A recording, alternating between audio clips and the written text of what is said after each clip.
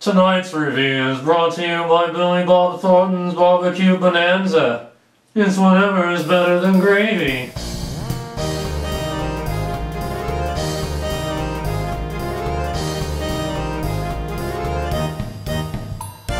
The Tuesday Night Movie Review!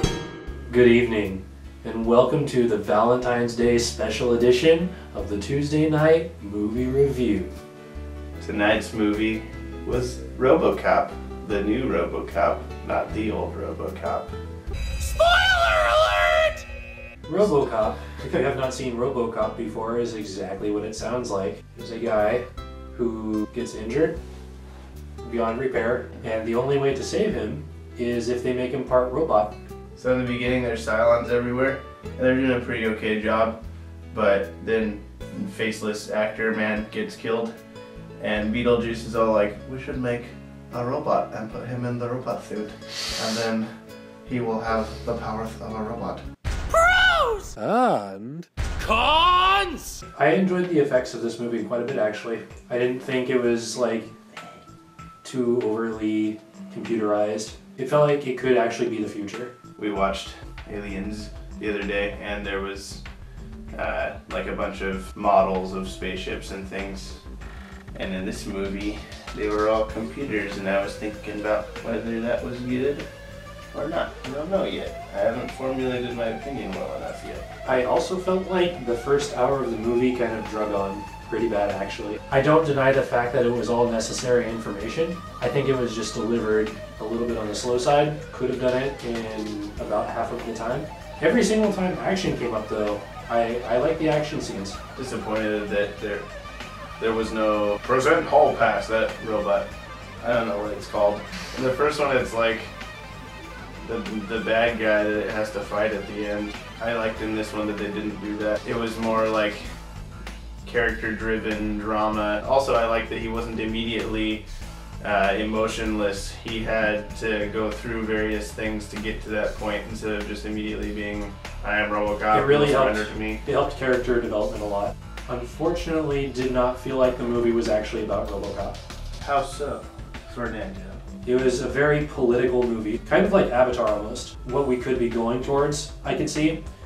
The movie was very largely based around Michael Keaton's character and his success. Robocop obviously had a huge part in the movie, and the movie is called Robocop and everything, but it seemed like he had a lot to do with it, but that he wasn't actually the intended focus. All of the top billed actors in this movie were not Robocop. There was Sid Vicious and Beetlejuice and that black guy from Deep Blue Sea. Yeah. Oh, and Rorschach was in this movie too. I like that character a lot, actually. I thought he provided some good comic relief. Yeah, Rorschach dies in this movie too. Yeah. Oh, there were a couple of weird parts that I didn't think made really any sense. Like, the wife woman has a meeting with Beetlejuice, and then she goes downstairs, and immediately there's people like, hey, get out of here, turn around.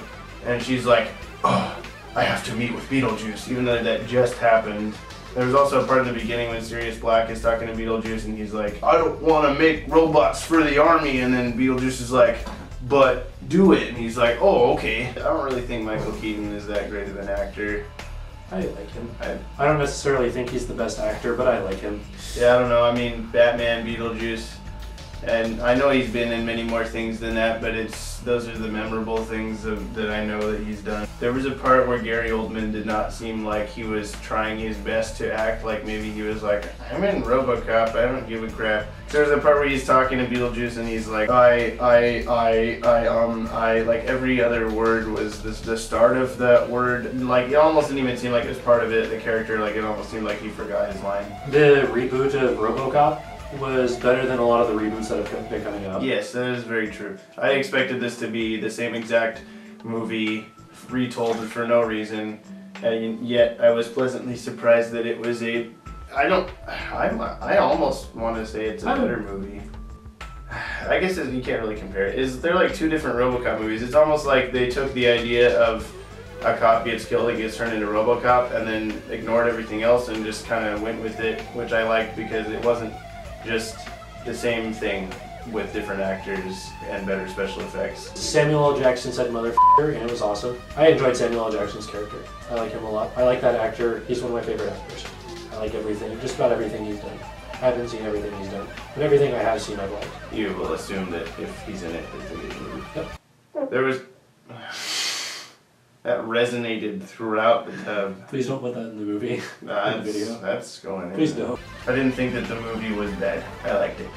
I would watch it many more times. We really need a movie that we disagree on. Would you like a sip, Choco Cat? You're too young. Someday. Silly chocolate. Maybe someday. This has nothing to do with the movie, but I found it interesting that right before the movie, there were 3 different Marvel movie trailers, and none of the 3 of them were in the same universe or made by the same production companies. Good. Captain America movie and Spider-Man sequel and X-Men movie, and they all look differently good. Like, I hated the first Amazing Spider-Man, but I'll probably see the second one just because it's a Spider-Man movie. I'm interested in seeing the new Captain America movie. Never been a Captain I America don't like person. the Thor. I don't like Thor. I like Thor I more like than Captain America more than Thor. But I'm excited for X-Men. Yeah, X-Men one looks really good. This is off topic, but you should go see I that. felt cheated Days that of Future Past. there were so many Marvel commercials and not other movies. Yeah, that's true. Felt They're cheated dominating by, the superhero movie industry. which I'm not upset with because I tend to lean toward Marvel more. You tend to lean toward vaginas less. 0 being terrible, 10 being amazing. I'll give Robocop. I'll give it an 8, I think. I'll go 7.5. What? Average score. Average score. It's a movie worth buying a Blu-ray for. I That's think how if it's in put the it. discount bin, I'll buy it. I'll spend $5 to $8 on it. High caliber special effects are the only movies like worth buying on Blu-ray. But that's we have a slap bet going over that. Over whether Blu-ray will take over DVD someday, and DVD will be off the market, much like DVD to VHS happened. Which could come up in one of our future episodes. It could, depending on how long this goes and if it gets popular at all. Which, you know, you can help with, because...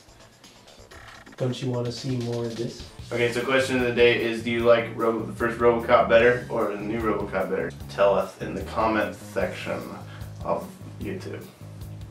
Right here. Right in there. Believe it or not, we're on Twitter. You can follow us on Twitter and we'll post some stuff and we'll post the videos when they come out. And also you can send suggestions for movies for us to review to the Twitter. Which is probably... Thank you. Which is how we'll do the next review, is by decision based on what you've sent in to us. I like bubbles. Make sure you subscribe to the YouTube channel that this is on, because you'll get to see more of these delicious bodies. Happy V-Day! And you know what that means. Tuesday night movie night. This has been a happening Valentine's Day special. Go snuggle up with your honey and watch Robocop. Right now it's 4 days after Valentine's Day, but while we're filming this, it's Valentine's Day for real. Our toes are currently touching. And so concludes the review of Robocop. Robocop! Robocop!